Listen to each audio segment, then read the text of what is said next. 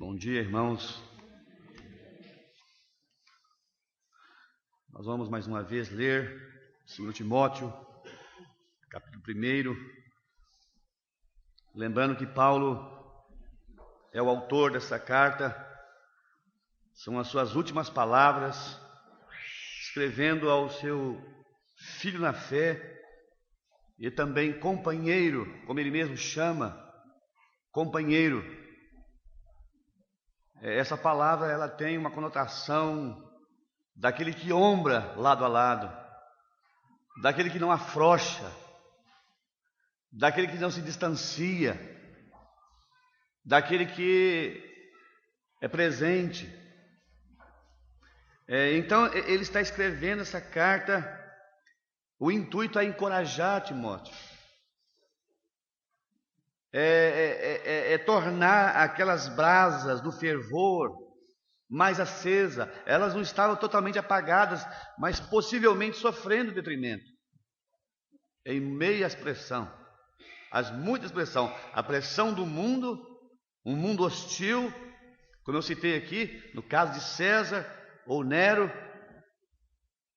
e vendo o comportamento de irmãos, talvez que ele esperasse que se mantivesse firme, em pé, ao lado, ombrar junto. Pelo contrário, abandonaram também Paulo. Abandonaram, literalmente, nós não vamos mais te apoiar. Nós não vamos. É muito difícil para nós apoiar esse evangelho que você prega. Esse evangelho da cruz, esse evangelho do opróbrio, esse evangelho que traz sofrimento, esse evangelho que nos separa, nós não queremos mais. É nesse contexto que Paulo está escrevendo. E quando eu posso imaginar essa carta sendo colocada nas mãos daquele jovem Timóteo, ao ler as palavras do apóstolo, como isso deve ter soado a seu coração, como isso deve ter de alguma forma sido útil para o encorajamento do seu serviço. Irmãos, nós não temos assim, a gente ouve a história paralela da morte de alguns. Nós vemos a morte de Estevão pelo apedrejamento, ouvimos falar da morte de Tiago, a fio de espada. Paulo fala que ele estava pronto para ser oferecido por libação, ele ia ser decapitado. Mas a história diz que Timóteo, tendo sido lançado em uma panela de azeite quente.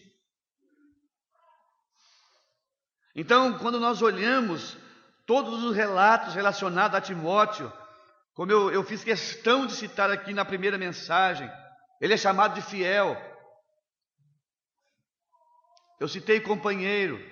Há uma outra que quero que vocês olhem comigo depois, em 1 Tessalonicenses, antes de ler o capítulo, olha o que Paulo fala dele, no capítulo 3.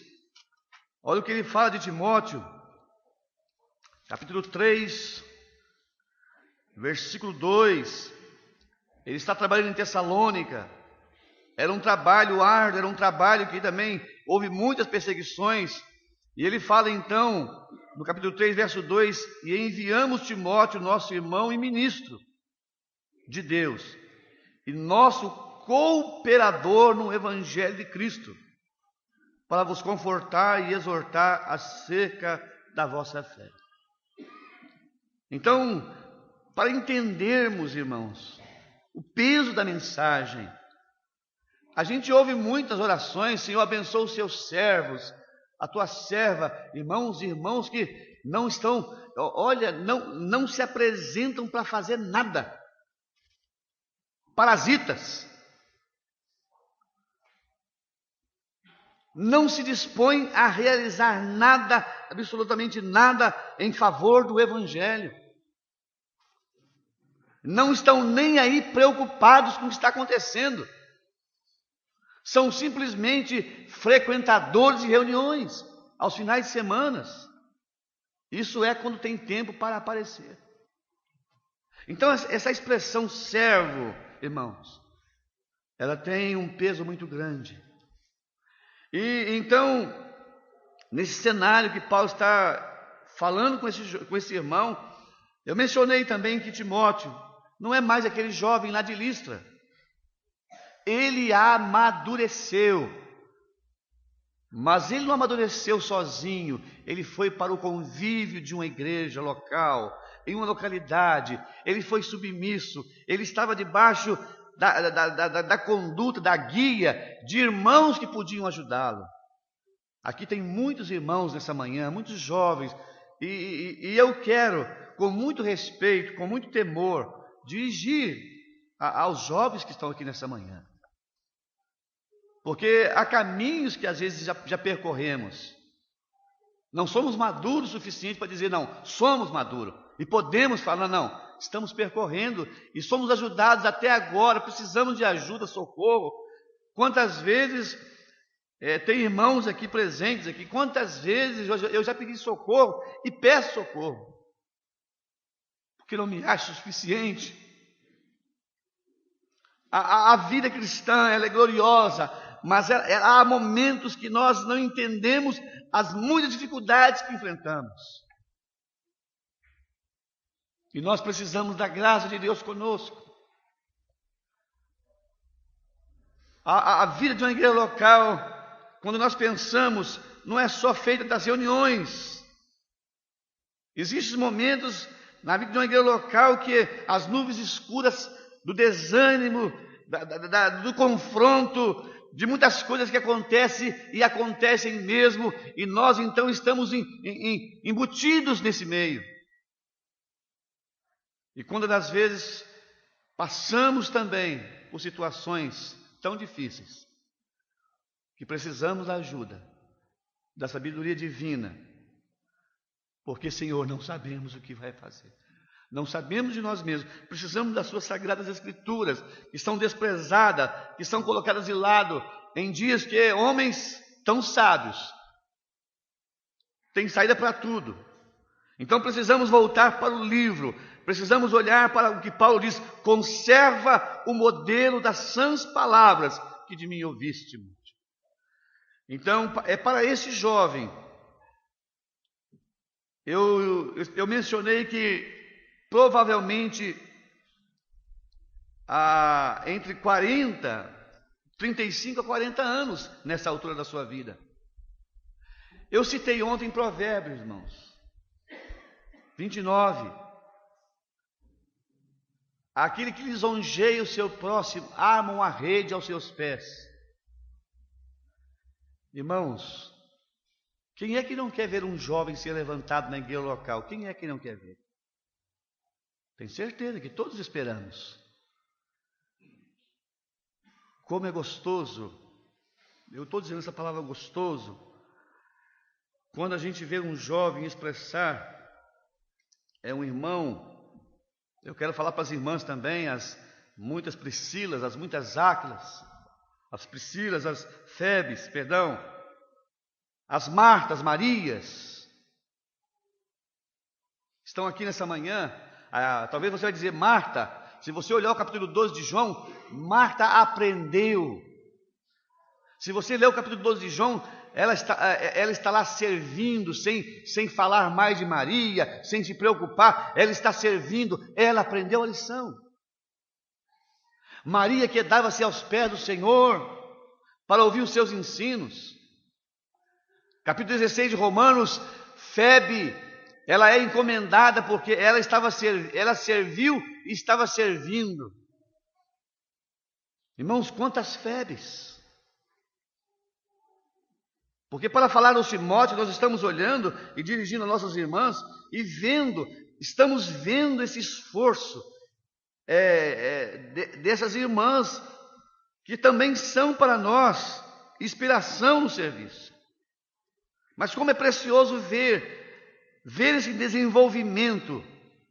Me dirigindo aos Timóteo agora, eu mencionei ontem o fruto dos lábios que confessa o seu nome. Há quanto tempo você se converteu? Tem quanto tempo que você é salvo? Quantos anos você tem de salvação? Eu tenho 30 anos, eu tenho 10 anos, eu tenho 5 anos. E o seu desenvolvimento nas coisas espirituais? Como tem sido? Eu falei que ir para uma reunião, abrir um inário, citar cânticos, é a coisa mais fácil. A gente aprende. É só abrir o inário e vamos cantar o hino tal. Mas como é bom ver os irmãos exercitando na palavra de Deus. O Paulo falou para Timóteo: procura ler, Timóteo. Exercita a leitura para que o teu progresso a todos seja manifesto. A gente vai conversando e vai vendo que está vazio. Não há nada para contribuir, não há nada para apresentar.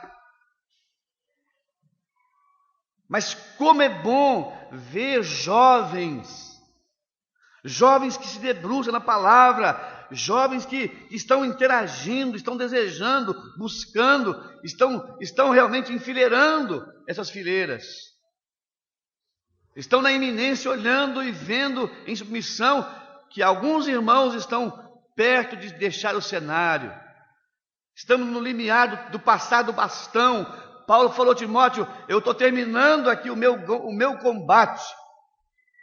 E eu estou, Timóteo, encomendando você, Timóteo, estou encomendando você, Tito, estou encomendando a todos aqueles que amam a vida do Senhor. É o que ele vai falar no capítulo 4.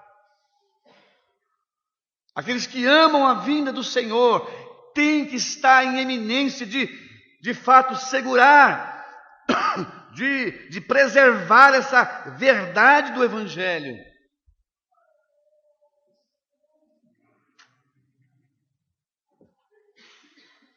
Quando eu estou pensando qual foram as evidências que Timóteo demonstrou para os irmãos de Listra, de Icônio,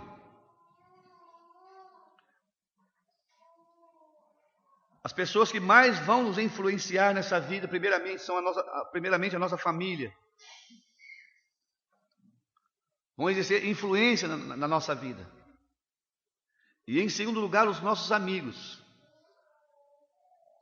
A influência daquela mãe, a influência daquela avó, cujo nome é Lloyd, e daquela mãe, influenciou grandemente a vida desse rapaz. E em último lugar, Paulo ele vai colher o fruto. Ele colheu. Mas quem plantou foi a mãe, quem plantou foi a avó. Lendo a biografia de John Wesley, segundo a história, lendo a história, enquanto a sua mãe o amamentava, ela recitava para ele as Sagradas Escrituras. Que valor! O coração desse homem inflamou pelo Evangelho durante toda a sua vida. Aquele rapaz, mesmo não tendo seu pai salvo, o seu pai não era salvo, mas a sua mãe o influenciou grandemente. Então esse homem que nós estamos falando, ou desejamos ocupar com a pessoa dele, esse rapaz, esse homem cujo nome é Timóteo, o seu nome quer dizer que adora a Deus, no grego, que adora a Deus, ou melhor, no grego, e no hebraico, o que honra a Deus. Dois caráteres distintos, o que honra a Deus e o que adora a Deus. Na primeira epístola ele foi chamado por Paulo para ficar em Éfeso. Quando eu estava partindo para Macedônia, eu te roguei que ficasse em Éfeso, para que ninguém ensinasse, para que não ensine outra doutrina. Então Timóteo, ele foi companheiro leal. Mas quando nós então olhamos para essa carta, parece que nós percebemos que nos dias maus, a sua natureza talvez tímida o fizesse recuar. Será que nós não passamos ou nunca sofremos, em momento algum, desânimo na vida espiritual? Será que a sua vida, o seu gráfico foi sempre para cima? Nunca houve nenhum declínio? Em um dado momento você falou assim: olha, eu não aguento, eu não posso, eu não aguento mais.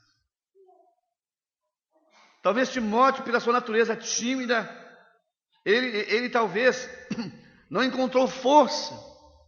E Paulo soube disso. Então Paulo, sabendo, conhecendo Timóteo, ele escreve urgentemente essa carta para animar, encorajar.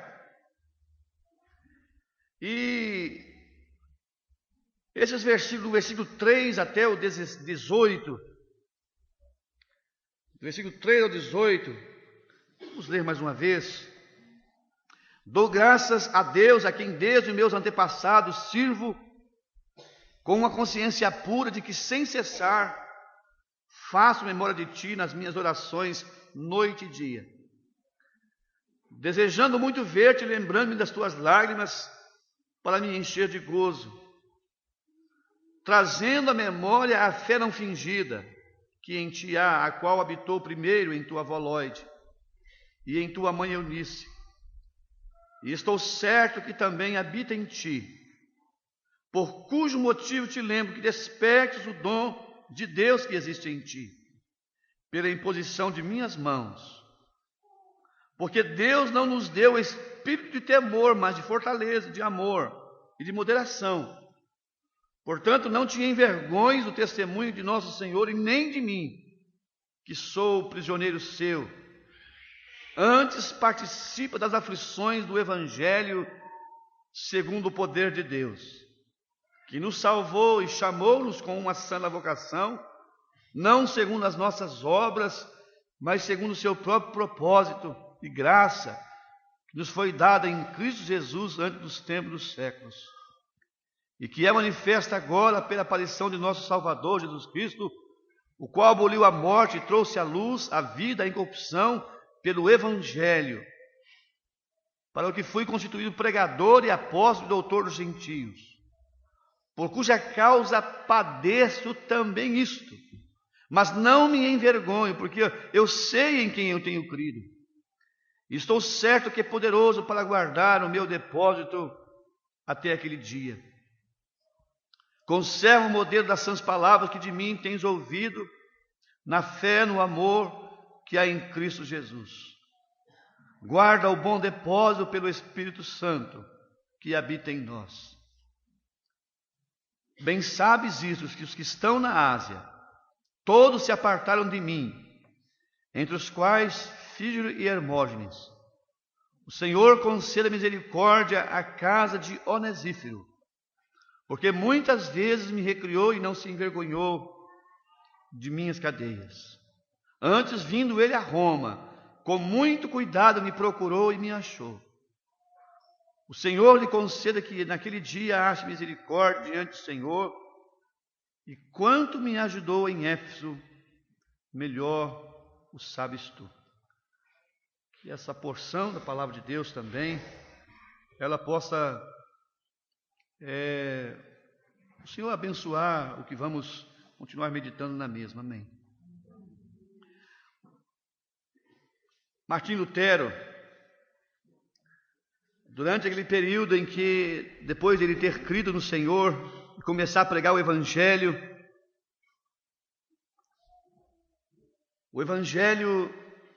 que Martim Lutero começou a pregar, começou a incomodar o mundo religioso dos seus dias, porque ele era um padre.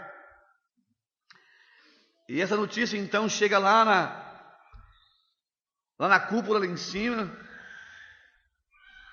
e falaram lá na cúpula lá em cima, lá para o Papa, que ele estava pregando o Evangelho, e que pessoas estavam crendo no Evangelho, abandonando aquela religião, porque Lutero estava veementemente pregando, estava insistindo em pregar o Evangelho, o perdão do pecado por meio da fé. E mandaram então uma comitiva para estar com ele. E o Papa falou: leva muito ouro, leva muito dinheiro, e tampa a boca do doido, porque ele pensou que ele estivesse delirando. Está doido. Para esse homem estar fazendo isso, ele está delirando. E uma comitiva desce até Lutero e falaram com ele: olha, estamos aqui em nome do Papa, e ele nos mandou trazer muito ouro, muito dinheiro, para que você não pregue mais esse evangelho. E o escritor dessa biografia de Lutero diz que Lutero manda enviar de volta o ouro, o dinheiro, porque o evangelho não estava em troca. O evangelho estava acima. Irmãos, ficamos assim perplexos em ver, irmãos, em nossos dias como o evangelho tem sido banalizado, trocado, vendido. O interesse financeiro está acima de qualquer coisa. Nós estamos vendo nitidamente nos nossos dias, não precisamos nem olhar para muito longe, estamos vendo isso. Há uma corrida muito grande, um interesse muito grande financeiro. As pessoas estão olhando e simplesmente buscando aquilo que de fato interessa, movidos simplesmente pela avareza, pela ganância financeira. E nós precisamos, irmãos, urgentemente, eu mencionei ontem, precisamos de doidos como Lutero, que despreze o ouro, que despreze o dinheiro, mas que assuma o opróbrio, que saia fora do arraial, levando esse vitupério. Como ser amigo de alguém como Paulo? Imagine no contexto que eles estão vivendo. Ele está preso, ele está lá em Roma, ele está confinado num calabouço úmido e frio. Ele é um homem que não tem mais a expectativa de sair dessa prisão. A primeira epístola ele tem a esperança que ele vai sair, que ele vai novamente voltar ao convívio. Aqui ele não tem mais. Como ser amigo de alguém rejeitado? Como ser amigo de alguém dessa forma? Eu falei, na medida em que nós vamos caminhando com Deus, algumas coisas vão acontecendo conosco. Na medida em que nós vamos caminhando com o Senhor, muitas coisas acontecem na nossa vida. Eu falei que o Evangelho separa. O verdadeiro Evangelho separa pessoas. O apóstolo Pedro fala para aqueles que se converteram em Atos capítulo 2. Após sentir o coração compungido, ferido, ele falou: olha, separai-vos dessa geração perversa. Como separar agora? Vocês entenderam? Haverá uma separação. Ele não estava dizendo: olha, você sai do seio da sua família, você abandona a sua esposa, você abandona o seu cônjuge, abandona os seus... Não, vai haver uma separação, luz e trevas. Isso é o impacto. O Evangelho separa pessoas. E esse Evangelho, então, ele faz isso. Paulo, ele fala no versículo 6, o grande desejo, por cujo motivo te lembro, que despertes o dom de Deus que existe em ti, pela imposição das minhas mãos. O apóstolo, juntamente com aqueles presbíteros, talvez lá de Icônio, de Listra, talvez naquele período ainda de formação das Escrituras, onde a profecia era realmente válida naqueles dias, o ministério profético, lembrando que o canon não estava todo formado ainda, todo o Novo Testamento. Então, talvez Timóteo, ouvindo o ministério por parte de Paulo, ouvindo o ensino, ele entende perfeitamente o seu dom. É esse o dom, é esse o caminho, é esse ministério que Deus tem lhe confiado.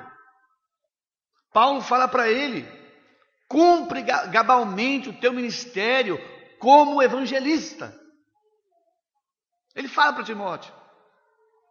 E quando eu perguntei aos que estão aqui nesta manhã, aos jovens, aos irmãos, será que temos procurado descobrir esse nosso dom e temos procurado exercitar ele? Eu falei ontem na carta aos Colossenses, capítulo 4, chegando no final, Paulo fala para um jovem também: dizei a Arquipo, atenta para o ministério que recebeste no Senhor. Por que será, irmãos, atenta? Porque ele perdeu o alvo, ele perdeu de vista. Talvez alguma coisa aconteceu com Arquipo que em um dado momento ele recuou. Paulo chama ele, olha Filemon, olha bem o que ele fala em Filemon. Capítulo 2, somente esse capítulo, verso 2, é o verso 2 de Filemon. Ele fala dessa irmã, a nossa amada Áfia, e ele fala agora, em sequência, e a Arquipo, nosso camarada. Eu estou pensando nessa conotação de companheiro. Ele era alguém envolvido. Ele não era alguém distante. Mas num dado momento em Colossenses, irmãos, em Colossos estava havendo uma guerra no mundo espiritual. Estava tendo um ensino lá em Colossos. Um ensino, uma heresia destruidora. O gnosticismo. Os gnósticos. Ensinando por vãs sutilezas, filosofias destruidoras. Que o Senhor Jesus Cristo, Ele é Deus, mas Ele não é um Deus suficiente para salvar o homem totalmente.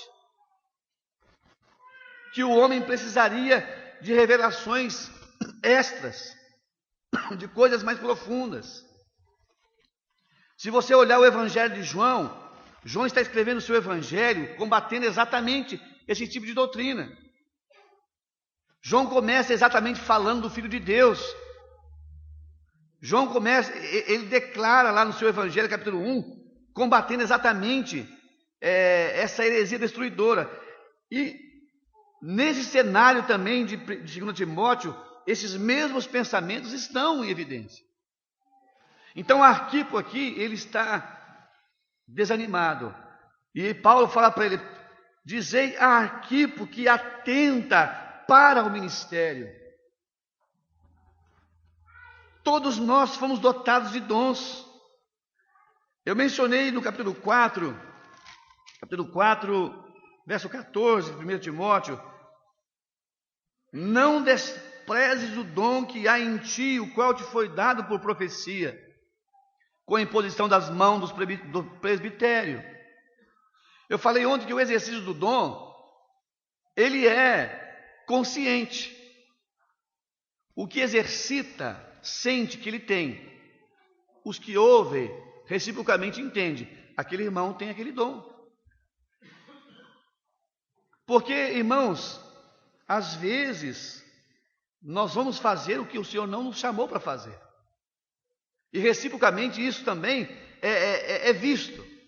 É quando alguém quer, talvez, fazer algo que o Senhor não chamou. Vai haver essa dissintonia. As pessoas que estão ouvindo e o que fala.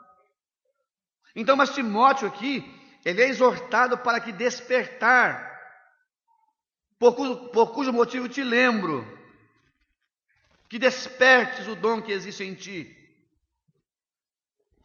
Quantos irmãos nós conhecemos que foram animados em dias passados, mas que agora estão, a vela que queimava para dar luz dos que estavam ao redor, agora está apagada.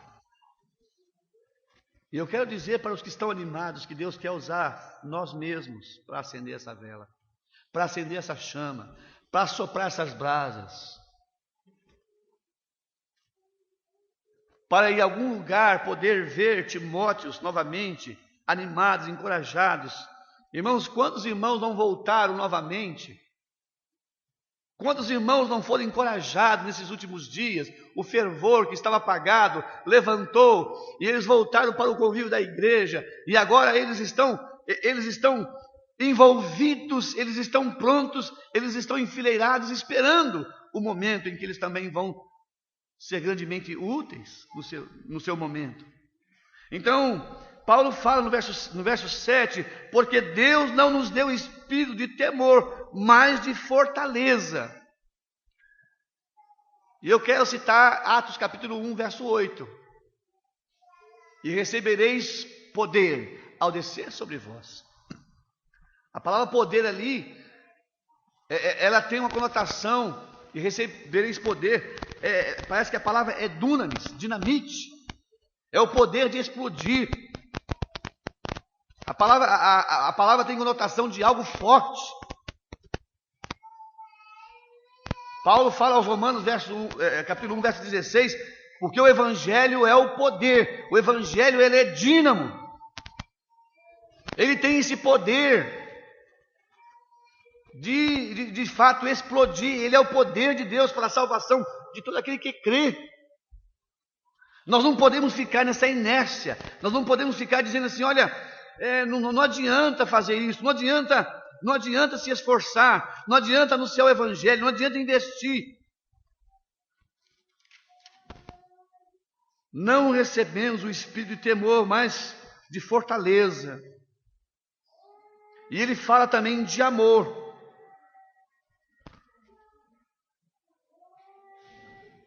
Quantas vezes nos falta esse amor por aquilo que de fato, amor que vai envolver sacrifício da nossa parte.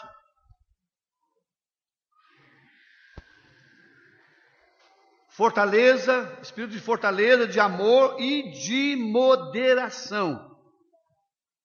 Moderação. E caminhando mais um pouquinho adiante, Paulo agora fala para Timóteo no verso 8: não te envergonhes do testemunho de nosso Senhor e nem de mim. Será que é possível, irmãos, uma pessoa salva chegar a um ponto da sua vida de sentir vergonha, timidez? Talvez vocês que estão nas universidades, os que estão na escola aqui, os que vão para o trabalho,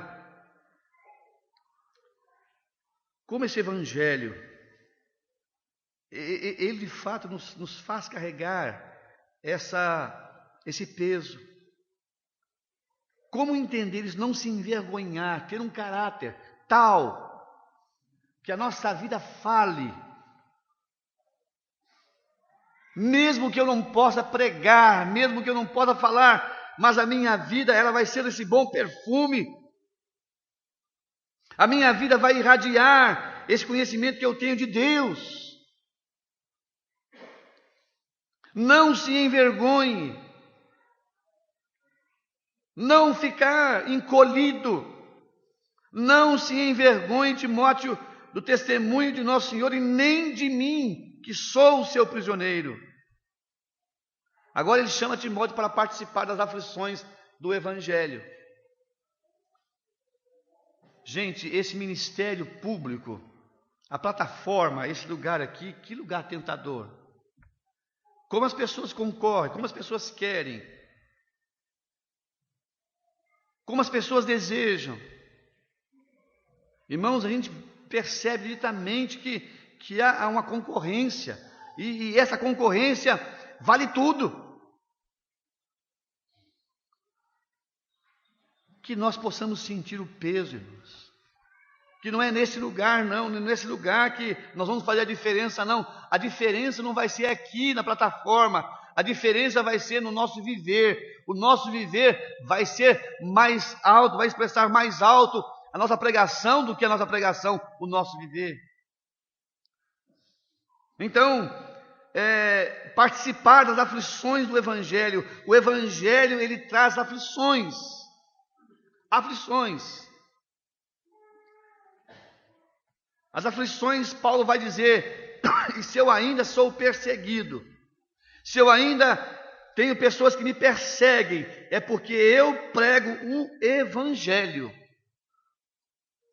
É porque eu prego o Evangelho.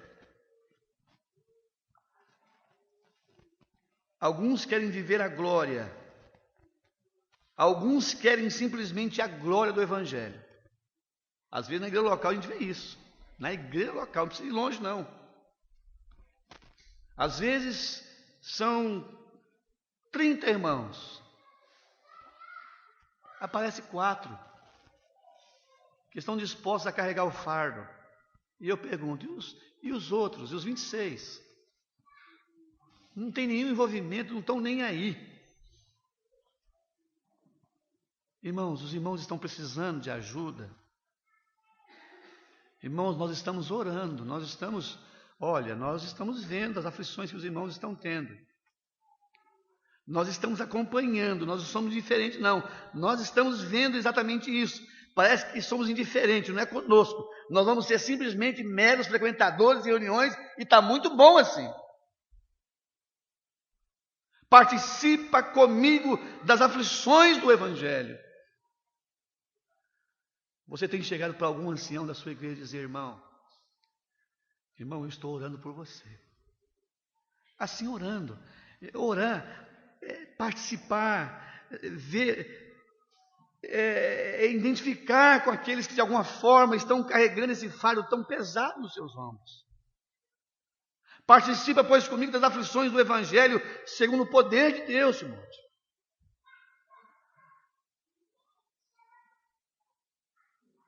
Participar das glórias não é tão difícil. E agora Paulo, então, ele fala qual foi esse poder que esse Evangelho, o que esse Evangelho fez, que nos salvou. Há duas coisas distintas aqui, salvação e chamado. Nos salvou e chamou com uma santa vocação. Mais uma vez nós temos aqui o que o Evangelho faz. Se esse Evangelho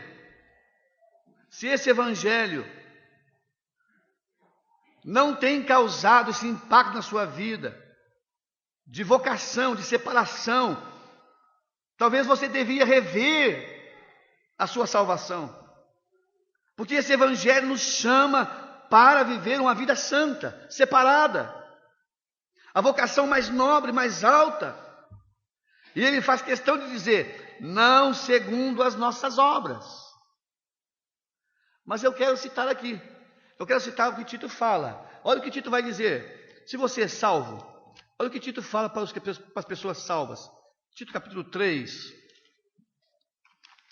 A gente vê pessoas que falam com a boca que é salva. Eu sou salvo.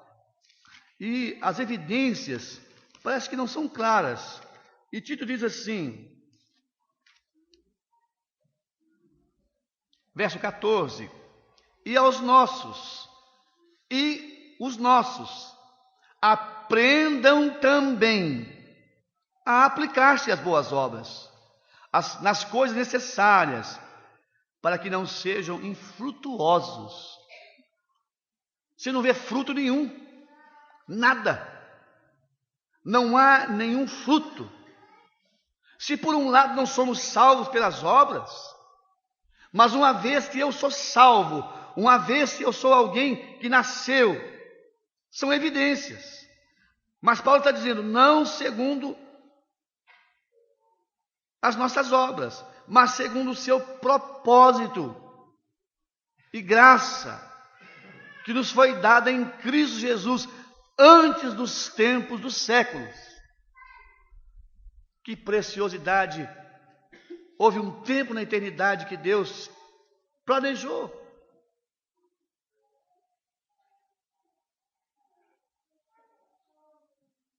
Não precisam ficar assustados, irmãos, não tem nenhum pensamento para falar que tem alguns predestinados para o céu e outros não, não é isso não. Mas houve um tempo que ele fez isso. Não foi de última hora que ele pensou, não, agora Adão pecou, eu vou criar isso. Não, ele criou lá nos tempos eternos, antes de criar qualquer coisa. E que pelo Evangelho, por esse Evangelho da graça salvadora, esse Evangelho que eu ouvi, esse Evangelho que nós ouvimos, esse Evangelho nos alcançou e nos trouxe para essa sua maravilhosa luz. Ele fala, e que manifesta agora pela aparição do nosso Salvador Jesus, o qual aboliu a morte. Essa é a primeira sensação. Fomos chamados da morte para a vida. Aboliu a morte, trouxe a luz, a vida, a incorrupção pelo Evangelho. Esse é o Evangelho. Essa é a mensagem central do Evangelho, trazer homens mortos para a vida. E Paulo agora, ele fala que ele foi constituído. A palavra pregador aqui é a mesma que arauto. O arauto. O papel do arauto naqueles dias era alguns reis ou alguns impérios o usavam para fazer a reconciliação entre dois exércitos. Era ele que levava a mensagem de conciliação. Era ele que ia perante o exército inimigo e dizia, olha, o nosso general manda dizer que ele quer paz. Ele era usado para transmitir alguma mensagem. Paulo estava dizendo, ele foi constituído um arauto. Mas nós aqui fomos também, fazendo parte daquela comissão em Mateus 28. Nós fomos constituídos arautos. Ele nos deu esse ministério da reconciliação. Ele nos confiou, irmãos. Paulo fala aqui que ele nos confiou esse depósito.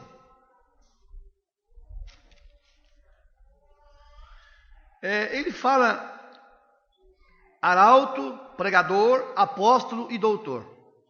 Eu quero brevemente, antes de falar da questão do depósito, a questão do apóstolo. Nós estamos ouvindo em nossos dias, irmãos, alguns homens se intitulando apóstolo. Nós vimos isso, apóstolo, bispo. Irmãos, depois daqueles 12 que o Senhor Jesus chamou, temos Paulo, o apóstolo depois da ressurreição. O apóstolo que somente ele foi chamado depois da ressurreição do Senhor Jesus. Que ele mesmo diz que não é digno de ser chamado apóstolo porque perseguiu a igreja de Deus. Para ser apóstolo tinha que ter andado com Jesus, presenciado a sua ressurreição. Então, alguém se intitular apóstolo em nossos dias, essa é uma heresia que ofende as Escrituras.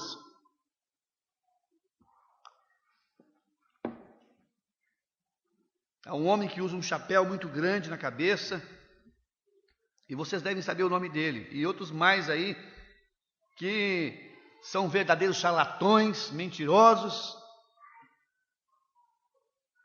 Mentirosos. É o que a igreja de Éfeso fez, os achou mentirosos, e é por isso que nós falamos que eles são mentirosos, que não devem entrar nas nossas casas, não devem ocupar o nosso tempo. E a segunda coisa que Paulo fala é doutor. Ele foi colocado como apóstolo por Deus, mas como mestre também para ensinar as verdades, os mistérios que ele recebe da parte de Deus, as profundezas de Cristo. O apóstolo Pedro, ele diz assim, irmãos, com muita humildade, o nosso amado irmão Paulo, que escreveu algumas coisas difíceis. Que preciosidade, né, irmãos? Que humildade. É nós olharmos para o nosso irmão que ele tem algo que eu não tenho. Ele tem algo acima de mim. Como nos falta essa humildade. Eu sei que aqui nesta manhã tem irmãos que têm capacidade profunda. Mas o Senhor me confiou alguma coisa. Mas eu reconheço. Tão fraco. tão incapaz.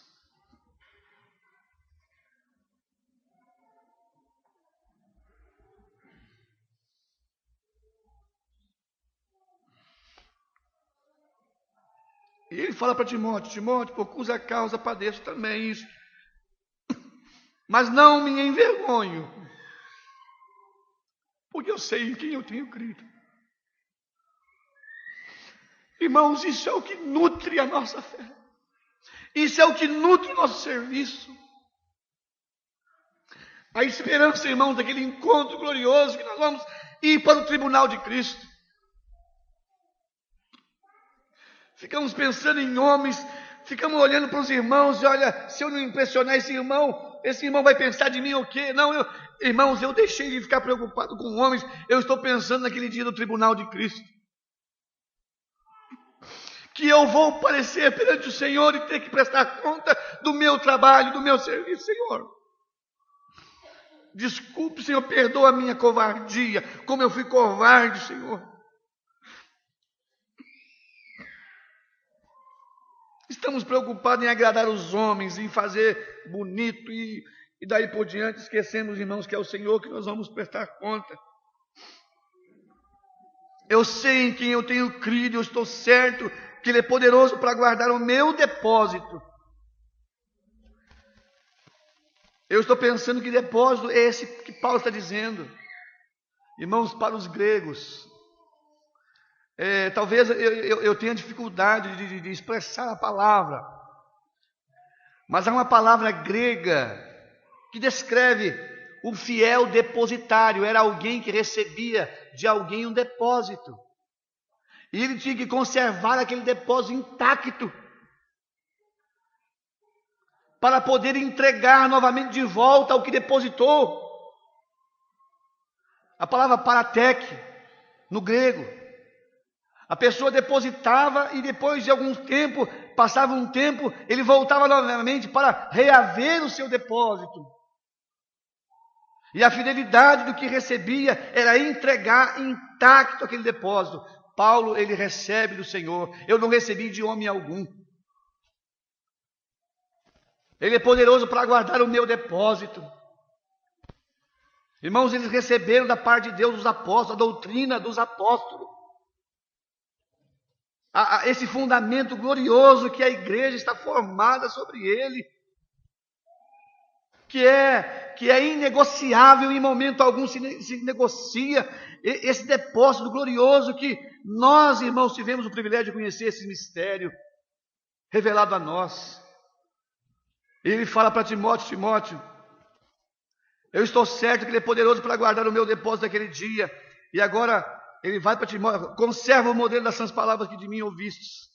Eu citei aqui que Timóteo acompanhou Paulo em Corinto, em Tessalônica, em Éfeso. Agora ele fala para Timóteo, verso 14: Timóteo, guarda o bom depósito, Timóteo. Timóteo, como a joia mais cara que você tem. Timóteo, não negocia, não abra mão, Timóteo, de uma verdade para que você possa agradar homem algum. Guarda esse tesouro, Timóteo, pelo Espírito Santo que em nós habita. E por terminar, eu quero rapidamente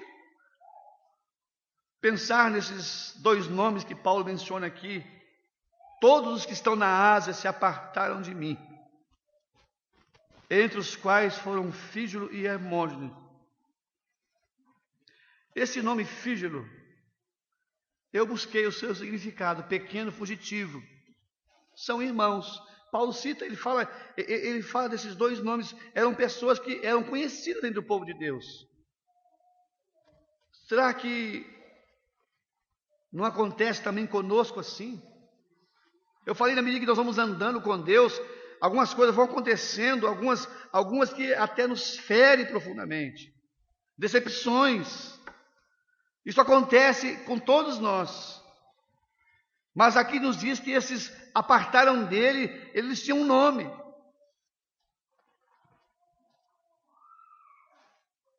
Eu diria que nesses anos da nossa vida também, Muitos irmãos que nós amamos profundamente ainda, amamos, mas sentimos que eles não nos amam tanto como amaram no passado. Mas uma consciência eu tenho, irmãos, não é porque eu os ofendi por nada que palavras nossas pessoais, mas por causa da fé que a gente demonstra ter.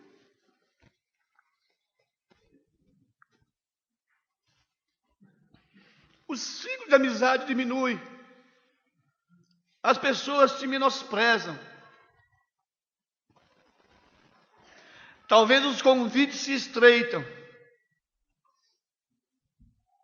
Mas uma coisa, Deus tem me dado graça para poder encarar de frente. Senhor, talvez eu tenha feito, Senhor, algo até fora do tempo errado, mesmo que não fazia certo, eu errei. Mas, Senhor, me ajude a amar a Tua palavra, a permanecer firme, a permanecer exatamente onde o Senhor quer que eu permaneça. Então é provável que pessoas vão cortar conosco, pessoas vão de alguma forma separar de nós, por causa desse evangelho. Mas eu quero falar de Onesíforo agora, encerrar. O Senhor conceda misericórdia à casa de Onesíforo. O nome Onesíforo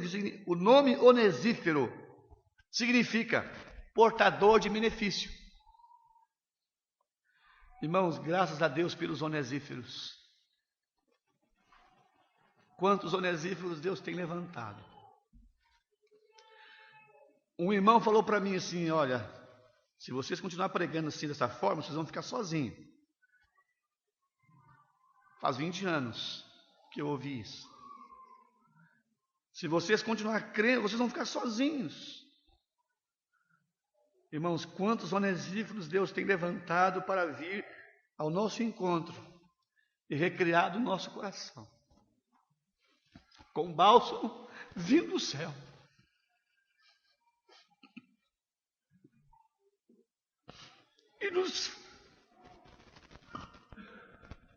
E nos diz que vale a pena perseverar. Vale a pena servir o Senhor. Vale a pena ser fiel. Vindo ele em Roma, ele me procurou em cada lugar, em cada buraco, em cada calabouço. Eles iam abrindo as portiolas assim, ele olhava, esse não é o meu irmão Paulo, esse não é o meu irmão, esse não é o meu irmão, esse não é. Aí, até que ele me encontrou. Muitas vezes, não foi uma visita ocasional, não, foi uma visita, podemos dizer, era algo costumeiro, era algo que acontecia em frequência. Vindo ele em Roma, me procurou solicitamente até me encontrar. Irmãos, quem sabe nós vamos precisar fazer como Onesíforo, sair dessa conferência aqui e pensar em algum irmão que precisa de alguma forma receber uma palavra nossa. Eu, estando em Ibaté lá com o Marcos, quero rapidamente contar essa experiência que está guardada no meu coração. Estava eu, Marcos, o senhor Ronaldo estava na reunião, bastante mal, senti que aquela noite estava mal, e ele conversando comigo, falando para mim que não estava mais pregando publicamente. E o que eu achava? Falei, senhor Ronaldo, o senhor nos deixou tantos exemplos preciosos. Talvez agora, senhor Ronaldo, outros vão ter que correr o caminho que o senhor correu. E que o senhor agora, como espectador, o senhor vai ver fruto daquilo que o senhor espalhou, que o senhor plantou. O senhor não precisa ficar preocupado, não, porque o senhor deixou para nós exemplos preciosos. Então precisamos talvez de Onesíforo, irmãos, que vá em encontro. Eu estou citando um caso como esse, mas há muitos irmãos que precisam da nossa palavra de incentivo, talvez naquele local onde nós estamos. Que Deus nos ajude. Amém.